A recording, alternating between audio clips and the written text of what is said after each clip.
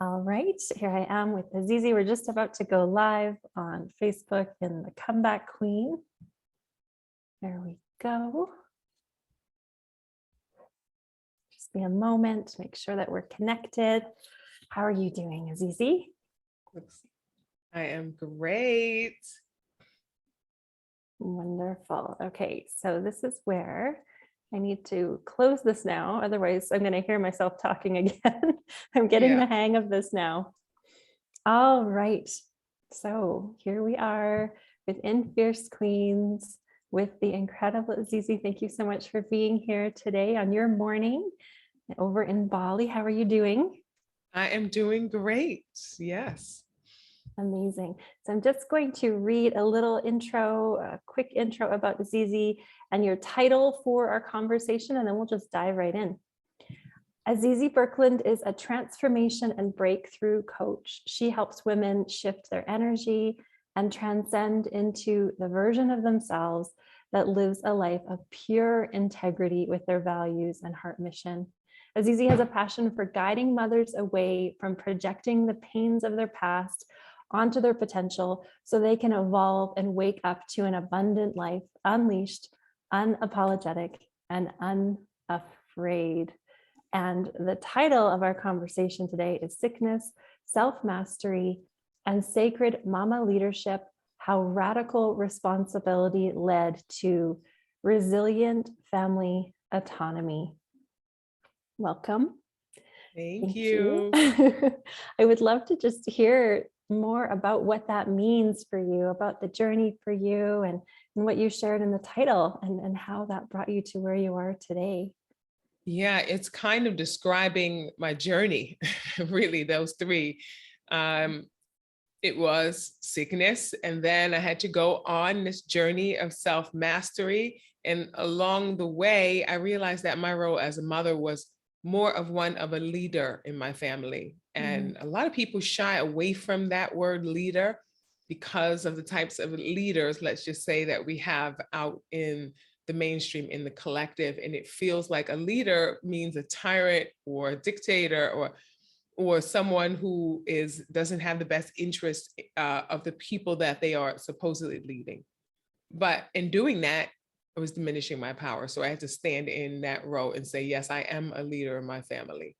And that mama leadership is something even more sacred because it defines the type of leader, and it already brings that energy. If you understand the energy of the mama or the mother, then you know the type of leader that you are being summoned to be. And so, yeah, so that was essentially how the title came about. Oh, wow. So just through the journey of becoming a mother and of that realization, I love the way that you talked even about the journey of connecting to what it means to be a leader within your family and really all of the nuances of that, because it's so true. I mean, it is a role that when we become moms, it's like, whoa, what just happened, really, right? There's just so much coming at us. Yep. And it's a whole experience. And it really is, it's like a regathering of who you are and a re-experiencing of who you are. And as a leader, that is so powerful. Can you share a bit more about that, about how that really integrated with you and, you know, even just how you relate with your children in that way? So I have always been in a way, a leader of some sort. It's just been my role. But early on, because it felt like it was forced upon me, I really rejected it. I really rejected how people would gravitate towards me and my advice. And I just wanted people to be able to just get themselves together, just do it, have more confidence in yourself without me. And then, of course, you become a mother. That's not going to work exactly. Now, my intentions for my daughters as a mama leader is for them to fully embody who they are early on so that they know that they have the power within. But for sure, that has to come with guidance. And for sure, I have to be in a place of mentorship and open up my space for them to know how to seek counsel. So I have to teach them that. I need to teach them the difference between my responsibility to them and their responsibility to themselves. It's quite different. So I am not at all, as a leader, imagine if I have a company, right? This is my family business, essentially, as a leader. I'm the CEO, or one of them. I have a husband, of my family business, because my family is my business. And as a leader of a business, as a CEO, it's not my job to do the other people's job, because this business will collapse. But it is my business to make sure that everyone understands their role and how it will make this business thrive, our family. And so I make it clear early on to my daughters, I am not responsible for you. That is your job. Because if I'm responsible for you, who's responsible for me? But I am responsible to you. I have specific things that I have signed up for when I became a mother, whether I knew it or liked it, that I need to uphold to you, which is different than for you. I step out of their way and into my place so that they absolutely understand where those lines cross. And sometimes, of course, they're children. My daughters are 10 and 12. And yes, I do talk like this. So it takes some time for them to, for anyone listening to know, wow, you talk to your children like they are adults, because they are. I am not growing children. I am growing adults. And so I want them to grow up. I want them to know their power. And so I do not talk to them in a voice that at some point I will either have to stop, or it will become belittling to them for me to talk to them as if they are babies. But when they were babies, I gave them the attention that they needed as a baby. And as they grew, I realized my role has to grow. And my role isn't one of just the feeder, right? Because I breastfed. But that's my role when they're babies, to keep them close, to nurture them, to literally feed them. But then over time, I needed them to learn how to do that themselves. And I had to learn that myself, where I had to grow up, and I grew up in motherhood. I realized my charger, I'm just going to plug this in so we don't get cut off by me, my low battery. Good. And so I had to grow up in motherhood, because I didn't have those conversations. I'll be fully honest. I did not have the conversations of sacred mama leadership like I'm talking about right now. I grew up into that. And I was lucky enough that sickness was the catalyst, because for many people, pain or things you don't want is a really great wake up for you to see that something is not going right. Yes. Yeah. So that was a part of your journey after motherhood then, going through an illness. It was. I had my first daughter in London, and I had a midwife. I knew that I wanted to have a natural birth, and everything went well. And when I was living in London, everything, I started to grow up there. I started to learn lessons that I didn't realize I was learning until I moved back to the US, where I could put it to the test and see that I had changed. I didn't know that I had changed, because when it's a steady evolvement, it's just like we don't see ourselves growing. I just assume I'm not the same size as a baby, right? But I don't see myself growing. You may have growing pains, but they're not so literal. It's the same thing with our transformation and our evolvement. If we're doing the work and we're not paying attention to, am I doing it right? How am I doing? You're not marking it. But at some point, there is something that happens on the outside for you to see your growth. And many times people don't know that that's what they're witnessing when they're having these down periods where they're looking at their lives and they're not happy with it. They don't realize that actually just indicates that growth, because they cannot see something that they do not like if they have not changed or transformed, or no longer the person who is designed for that life. You have transformed into a new person. So I come back to the US, and I'm doing what I think I'm doing, feeding everyone the same way, doing all these things. And it just in rotation, people were sick every 4 to 6 weeks. And by that time, I gave birth to my second daughter about a few months after moving back. And I have now a 2-year-old and a newborn. And I'm going, what the F is happening here? And it wasn't major sickness. I didn't need for something to get so drastic. It was just off, like a cold. And I didn't have that in London. And I realized the whole 5 years that I was there, I had one incident where I went in early on to London, and they sat me down because I thought that I needed antibiotics. because I had a throat ache, and they went, first of all, we don't just give those out. So that was my wake up call to the way that I was doing health wasn't really health. It was very reactive. So they didn't give me the antibiotics. They told me, go home and drink some hot tea. And I did reluctantly, and thought they're going to kill me here in this country. But I had the hot tea because they weren't going to give me antibiotics. And I woke up completely fine. So that was the first thing. That was 5 years when I first arrived. And then 5 years later, I arrived back to the US. And then I start to trace back, wait a minute, I haven't been using antibiotics in 5 years, barely even an aspirin. What's happening now that I'm back here? What's going on in this environment? Wow. And I thought to myself, I didn't sign up for this as a mother.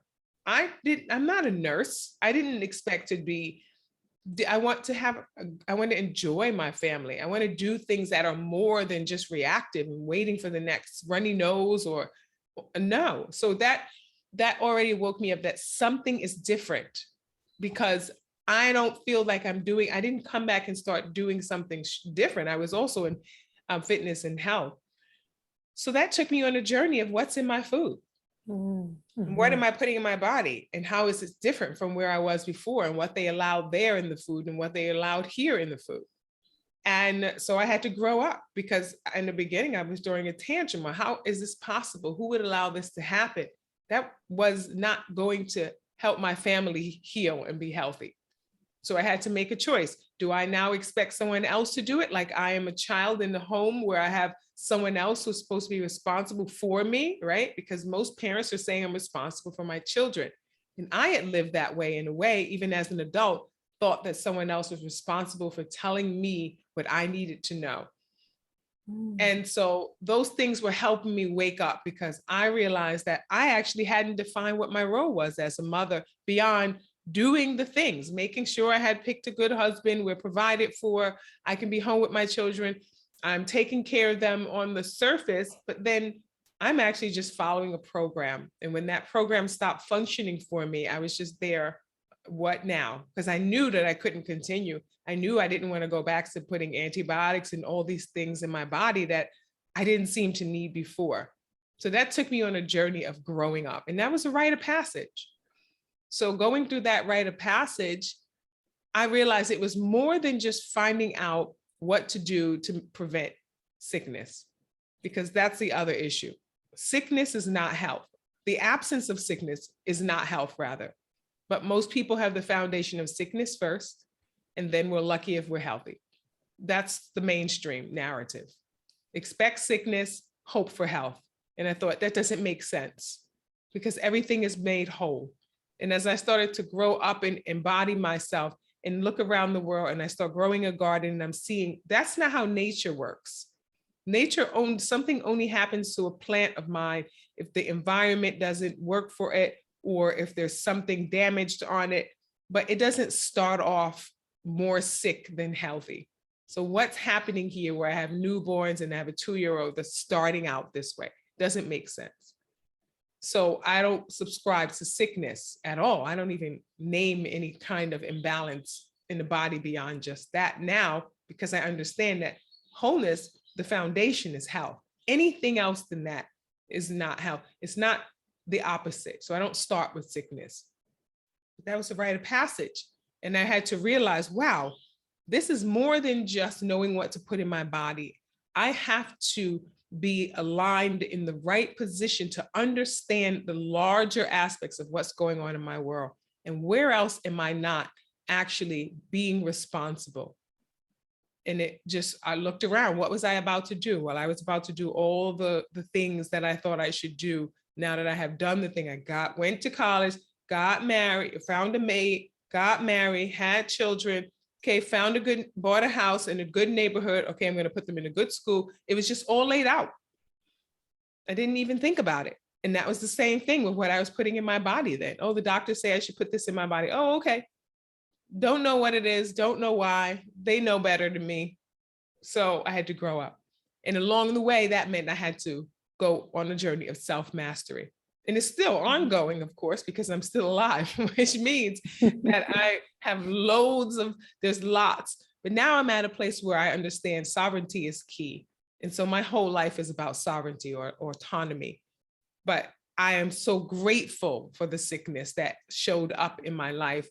And I'm so grateful for that 5 years of not having it, so that I learned how to reset and saw it naturally, that the natural state is health. And that before I was just on a timer because I believed in sickness because it was always around. And when I started to learn more about that, I learned more about myself and how I was thinking and where my intentions were and how I wasn't actually showing up in my life. I was just taking orders. And if I'm taking orders, then I am not the leader in my home. Somebody else is the boss. If I think that I hear a lot of parents saying, parents, my job. If it's your job, who's your boss then? Parenting is not a job. It is you. Like I said, if you are the CEO and the founder of your family, you are the boss, and own that. It's not a job. I'm not working for somebody, because if I'm working for somebody, then I have to be ready to receive orders. That's what happens at an employee versus a CEO, or an employee versus a founder and owner. I'm the founder of my family for sure, because they came out of my body. I know for sure that I am the founder. My husband also was a part of the process. He played a role. Co-founders. Yeah.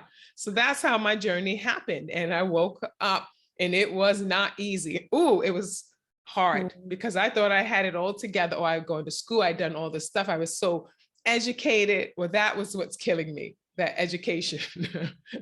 I had to actually go and convert that in. I had to become knowledgeable, which is different than being educated. Educated is someone putting something in.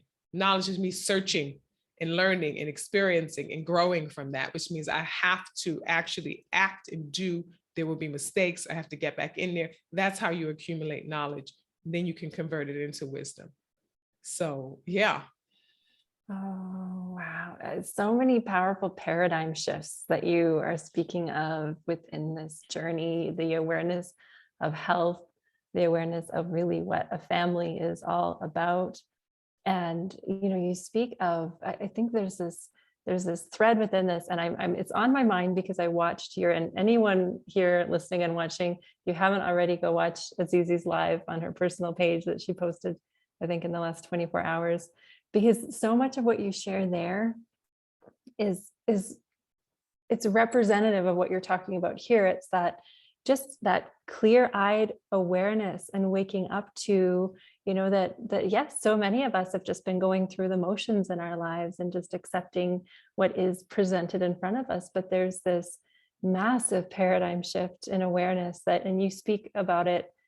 Oh my goodness. I got chills. I shared it. I loved what you shared about, because it is so necessary for the world. So thank you for everything. Can you speak to that a little bit and how that relates, especially within your family? Because you talked about within this, how you are with your daughters, even just with watching movies, with the media, with, how you're teaching them to question, which is such a powerful thing for our fierce daughters to learn as well. Absolutely. So as women, I did not start this way, because like I mentioned in the video, I came from violence committed by men onto women. And so the way I protected myself was essentially trying to become as strong and powerful as a man, but from the perspective of a man. And so I shut down my femininity because it was seeming that it was going to keep me unsafe, because it seemed weak. Even though I saw what the men were doing as weakness, I saw that they can't handle women. So I have to stop being one. So when I'm in a relationship, I have to be on guard and I have to basically man my way through it. And of course, that means that if I'm doing that, I'm also showing men that I am a man. So they're going to continue to see me as a threat anyway, because I am not bringing that femininity into a relationship. So we're going to keep clashing, which is what was happening.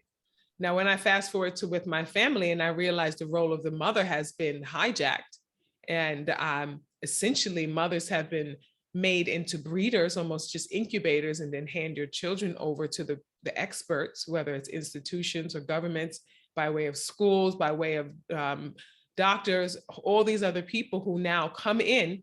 They didn't step in when you were choosing your mate. They didn't, unless you're in a culture that does that. And they didn't step in when you were deciding to become pregnant, when you were going through your pregnancy, well, that's actually when they did start stepping in and probing you and doing all sorts of things that we don't need during our pregnancy, another topic. But then suddenly my children come out and they go, okay, hand it over, we'll take it from here. And most of us are like, oh, okay, yeah, because they're the experts. They obviously know better than me. I mean, after all I did was choose my husband, put my body in the right position, have this child in my body for 9 months, push them out. And for me, pushed them out. My one daughter decided to take 2 days. So, and then you go, okay, hand it over. And most of us say, here you go. I'm not an expert. I'm just a parent. And that's what happens when you see parenting as a job. Now, motherhood, now that is the crest of society. And literally, we are the birthplace of the world. That is the highest position in the human society, is the one who is entrusted with the position of creator. And that this is not high is, I don't mean high as in better. I mean, there is no human society without the womb. But the womb is attached to a mother. It is not on the outside. It is not, you cannot replace us in an incubator, even though I know people are trying, because they will lose the wisdom. They will lose the memory. They will lose the legacy. They will lose that ancestral bond, which is basically losing themselves. And many mothers are now, because they have been taught to be like men, are stepping away from their families in the way that society has designated to a man. And so now who is left with your children? No one, but someone else who has also handed their children over. I have friends who are teachers and their kids go to one school and they go and teach in another school. They never see their children until the end of the day. They're all in after school programs. So they're swapping and now making someone else's children their job, because that's why people think parenting is a job. And then somebody else is making their children their job. And so the children don't know their parents as only as one of someone who shepherds me here to the experts. So even in their own home, even if a mother who might be a teacher is not seen as an expert in her own home because she's not teaching her own children. And this might sound old-fashioned, but there is a reason why a child is in general always more connected to the mother emotionally, because that's what our role is, and we bring that. And that is a huge honor, really, that someone comes in, they look at you and they're like, oh, this is the one who's got me. I'm looking in your eyes, they can feel that I just came out of you. They know, they can smell you. Literally, they can crawl on your body the first moments of their lives and reach their way to your breast. They know this is my lifeline. This is where I came from. And then someone poisoned women's minds to believing that that was beneath them, so that they could get them away from their children and get their children into someone else's hands. And that's why we are so uncomfortable being parents, many of us, because we have not seen or experienced a parent who embraced us as one of their own rather than just a job. So we feel like we're not actually connected. And so it's hard to know, how do I get in there with my child? So many people might feel resentment or guilt or shame if they want to request anything of their children, because there's also that. People want to just go into the friend zone as parents, where they just want to be the best friend. So they relinquish responsibility in that way. And then there are other people who relinquish it through the expert line. And so these children are still left disconnected, and if they're disconnected to their family, they're disconnected to self. And that's why many of us have to go on a journey of self-mastery so much later in life, when we leave the home, as many of us do very early, because there is no place for us there. So I'm bringing that back. And that doesn't mean that everyone has to homeschool. People have their own different situations, but it does 100% mean that you are responsible to your children. When they get home, if you are sending your children to school, you still need to be on top of what's happening in that school. You are the client. You're paying for those schools. They are not your boss, whether it's a public school or a private school. You are paying. You are a client. If I hire a plumber, he doesn't give me orders and tell me what to do. When I hire a contractor to renovate my home, I don't then step into the role and just wait for orders to be told. You're building my house. You're building up the foundation in my child. People will treat their cars. They know more about the way their cars work than the way the family unit works. So I have to come down on people and say, we need to get it together. We can't blame anyone else. Although for sure this has been going on a long time, it's right now in our hands.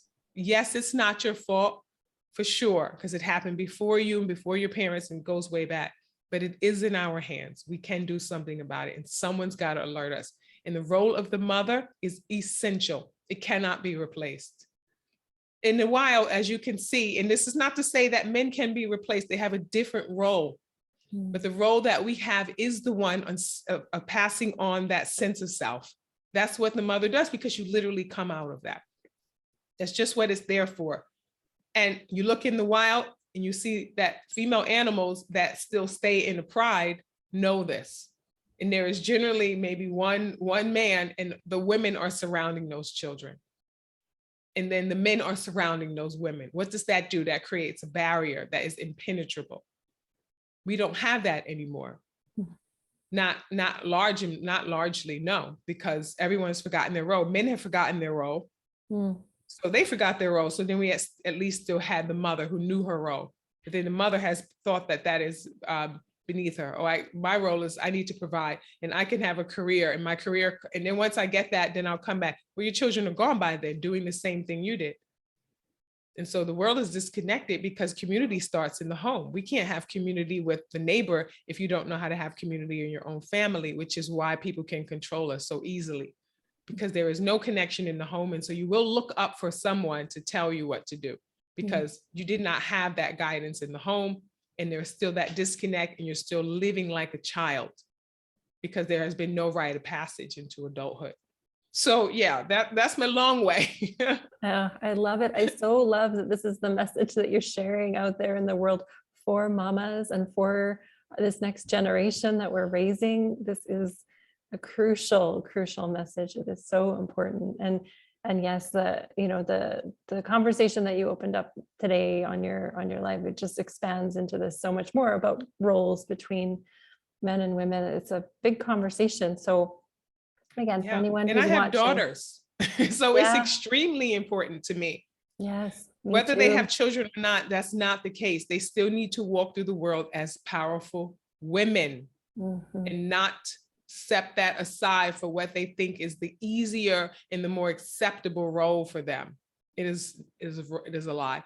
So I have to stay on this road of self-mastery, because I want them to see that, because we learn by example. And I know that. So it's not what I say, it's what I do. And they see me, because I am going, this is how I will show you my dedication to you. I will constantly be dedicated. And I bring people in. I have family events here at my home. I mentor people all the time. That's why I finally said we need to make this into an actual formal business, so people know, because I know that this is important. And I can see that it has changed people's lives when they recognize, oh, I have been living as a child in my own home because there was no rite of passage. So we have to do that. And the mother has a great opportunity, because in some way, society, even if most women are now leaving the home, still reserves that for women to do anyway. You know, when you grow up and you meet people, you're always kind of like, where did they grow up? We still do that, because we still know that you should have had a better upbringing, or whatever assumptions we have, while we still have our own issues as well. We always go, no one blames a teacher. No one goes, I wonder where they went to school.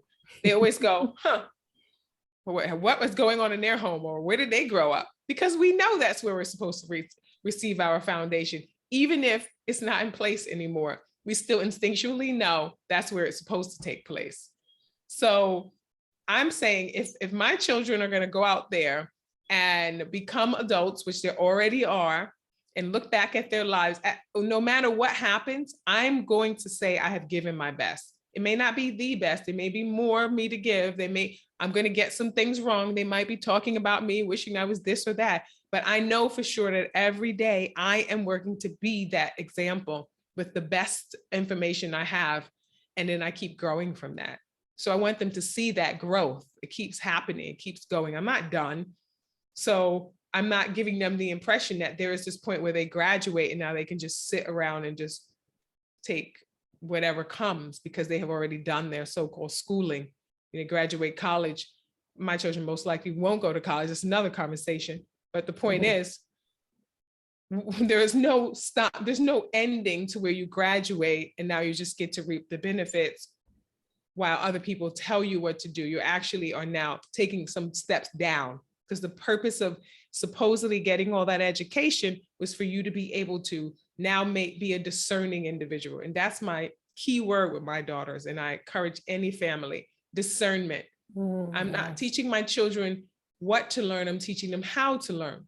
I'm teaching them discernment is key. Those are the most important: discernment and integrity and honesty. Those are my main ones that you cannot skip. I don't care. I tell my daughters, I don't have to like what you have to say, but I want to hear it anyway. We have no secrets in this house. Door is open. And there will be some things you say that I don't agree with and I don't like. That's for me to decide what direction I take. But I need you to know I'm tough enough to hear it. So please don't hold it. And they don't. I tell you, my youngest daughter, she doesn't hold back. Oh, what's that? You want to hear what's on my mind? So yeah. I love it. Oh, there's so much fierce mama power and wisdom. And I love those words. You said discernment, integrity, and honesty. In honesty, yeah. Oh, so good. Those are important for the whole world. This is something Yes. this is a message that the whole world needs to hear, but it starts in the home. Are you speaking on this in Jaguar Medicine? Can you share a little bit about what your chapter is all about as we wrap up? My chapter is a nice little snapshot of me acknowledging or actually at a crossroads of whether I'm ready to acknowledge myself as the expert and the mama leader. And when I was kind of sliding back, so my chapter is the sacred wisdom of faith. And I'm not going to spoil it because I want you to read it, but it is the journey of me coming into the place where I knew that it was time for me to stand fully. I had done enough work at that point to say, yeah, I got this. I got this. I've done it. And then there was this part on my shoulder going, yeah, but you're not the expert. And then the things that happen when you call in that energy of you're not the expert, and how I start seeing all of these things that are telling me, go stand down, lady. I don't know who you think you are. Stand down. And my battle with this, because a lot of people are facing this, and not just in so many aspects of their lives, they're doing the work. But because the narrative is you're not the expert and you haven't been declared an expert by so-and-so, they start second guessing themselves. And then they walk away from their own wisdom in exchange for what they think is safety and not having to fail or do it wrong. And then in doing that, it causes suffering, because we know when we're not stepping into the role that we are meant to have, and there is going to be pain, which is first sign. And then if you ignore that pain, you're going to suffer. And so the chapter is me just reconciling and really dealing with a really crazy situation that happened just as I was at the brink of saying, that's it, I'm the family doctor, I'm no longer going to doctors anymore. And and at that point I hadn't really been going, but I was going to check in to make sure that I was doing it right. Wasn't asking for anything but approval. And how many places are we doing that? And am I doing it right? Am I doing it right? It's great to seek counsel, but you have to understand how, when you're going to speak to someone who has been certified as an expert, how do you speak to them when, again, you are the client? Again, I'm going into a doctor's home. I'm a client. So the way that the conversations that I should have with anyone that I hire should be from a position of understanding that you may have some knowledge and some information that I don't have, but it is still in my command to decide what I accept from you as something that I'm going to now incorporate into my life. And not from a lower place, not from a place of doctors know best, It used to be mamas know best. That was a saying. And then it became so-and-so, everybody else knows best. Did you notice that? And so I had to reclaim that. So yeah, so that's what my chapter is about. And that was a huge, that was a pivotal moment. When I was asked to be a part of Jaguar Medicine, and I asked myself, well, what will I write about? And I looked, and that was the first thing that flashed. And I said, of course, of course. This was that time, remember I was saying, when I moved back to New York, and you're looking back and you go, wow, boy, did I change. This was that moment in the future of where I had looked back and went, oh, the reason why you're experiencing pain, the reason why, it's sickness, right? Because that's just imbalance, disease, dis-ease, is because now you have you're moving away from the health of you. And you're starting to do unhealthy things. And that wasn't unhealthy in terms of what I was putting in my body, is what I had started to feed myself poisonous thoughts, because I was second guessing all the work and just time and dedication that I had put in. I wasn't owning and respecting it. So that's going to sound for sure familiar to a lot of people. Oh, yes. And if not, please tell me where you grew up. And I want to thank your family. Oh my goodness. Thank you so much for this powerful wisdom. I can't wait to read your chapter. I can't wait. If you can go into the group and share how people can reach you, because so many mamas need this wisdom and this support. So if you can share how they can get in touch with you in the comments of this post, that would be amazing. Thank you so much for this moment. Thank you for having me and doing this. So grateful. It's wonderful. So I will connect with you again soon, and we'll all be together again in our Jaguar Medicine Summit coming up in January.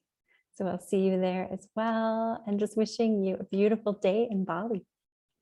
Yes, thank you. Thank you. You have a good night. Thank you. Bye. Bye.